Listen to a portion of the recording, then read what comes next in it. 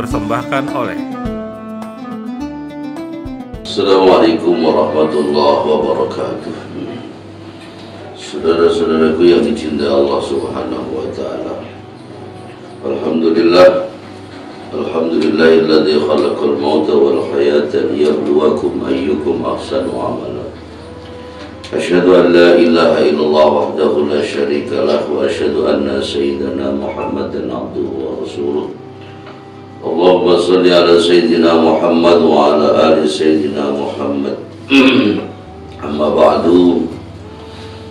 Para Facebooker, Instagramer, kawan-kawan saudara semua, episode kali ini melanjutkan yang kemarin bahwa puasa itu boleh ditinggalkan apabila dalam keadaan sakit maupun musafir. Sakit diantara kemarin sudah saya perinci. Ada lagi tambahan, ada pertanyaan bagaimana kalau saya punya orang tua, dia ketika sakit memang tidak puasa karena sakitnya memang tidak memungkinkan dia berpuasa sampai akhirnya dia meninggal dunia. Padahal ketika dia sakit, dia sempat tidak berpuasa sampai 15 hari misalnya.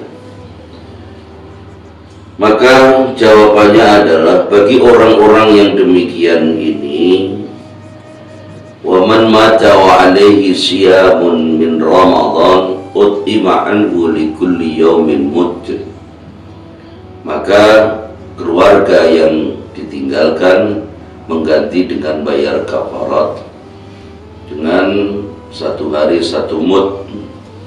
Berarti kalau dia selama 15 hari dia tidak melakukan puasa, maka 15 hari itulah yang dibayarin kafaratnya oleh ahli warisnya. Saudara-saudaraku yang dicintai Allah, nah kemarin sempat saya terangkan seorang musafir itu boleh tidak meninggalkan puasa dengan syarat-syarat tertentu. Satu, apabila bepergiannya dengan tujuan kebaikan, berarti tidak ada bepergian yang tujuannya karena maksiat. Yang kedua, perginya terhitung minimal 85 atau 82 km.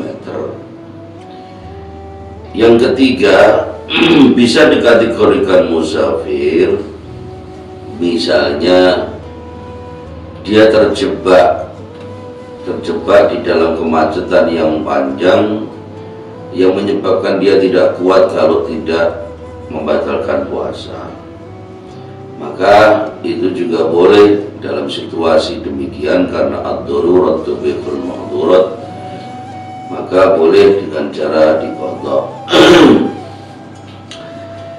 Saudara-saudaraku yang dicintai Allah Subhanahu wa taala,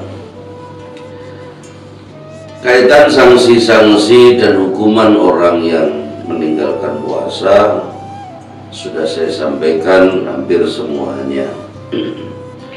Lalu bagaimana termasuk kemarin orang tua pikun atau tidak pikun tapi memang tidak mampu sudah berpuasa, itu juga boleh tidak berpuasa tapi dibayari dengan kafarat.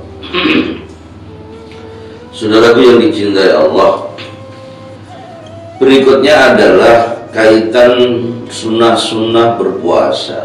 Di dalam berpuasa itu ada kesunatan-kesunatan yang dilakukan oleh Rasulullah dan diajarkan kepada umat-umat para sahabatnya. Kesunatan berpuasa itu ada 3. Yang pertama, ta'jilul fitri, yaitu mempercepat berbuka puasa. Sebagaimana riwayat Bukhari dan Muslim dari Sahal bin Sa'id radhiyallahu anna Rasulullah sallallahu alaihi wasallam qala, beliau bersabda, la yazalun nas bi khairin ma'ajjalu al-fitrah. Orang itu akan selalu mendapat kebaikan selama dia masih senang mendahulukan berbuka puasa. Mendahulukan berbuka puasa ini jangan dimaknai kemudian berarti saya makan kenyang dulu lebih bagus. Tidak. Maksudnya adalah kalau sudah masuk buka puasa, lebih baik batalkan dulu puasanya, baru kemudian sholat. Rasulullah kebiasaannya annahu sallallahu alaihi wasallam idza kana sha'iman lam yusalli hatta yu'ta bi rutabin aw ma'in fayakula aw yashraba. Wa idza kana fi syita'i lam yusalli hatta ta'tiyahu bi tamrin aw ma'in hatta na'tiyahu bi tamrin aw ma'in. Kebiasaan Rasulullah ketika berpuasa, beliau tidak sholat maghrib sebelum beliau membatalkan dengan makan kurma atau minum air.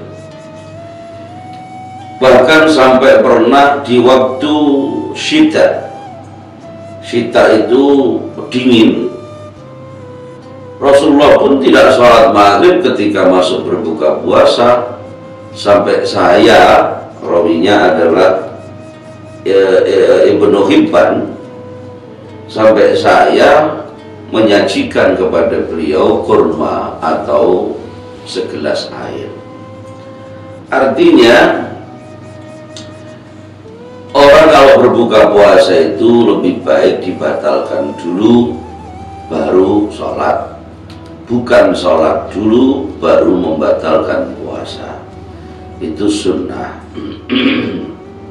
Tetapi juga jangan terus kebablasan. Wah, kalau makan dulu berarti saya kenyang dulu 4-5 piring baru kemudian sholat. Itu juga tidak baik, tidak mendapatkan kesunatan. Saudaraku yang dicintai Allah Subhanahu wa ta'ala, dalam hal ini Rasulullah selalu menganjurkan kepada umatnya agar iftar itu yang baik dengan makanan yang manis-manis. Maka Rasulullah membiasakan makan kurma karena kurma itu manis, dan Rasulullah senang yang ganjil-ganjil. Saudara-saudaraku yang dicintai Allah, jangan lupa sebelum berbuka puasa berdoa seperti yang kemarin sudah saya ajarkan.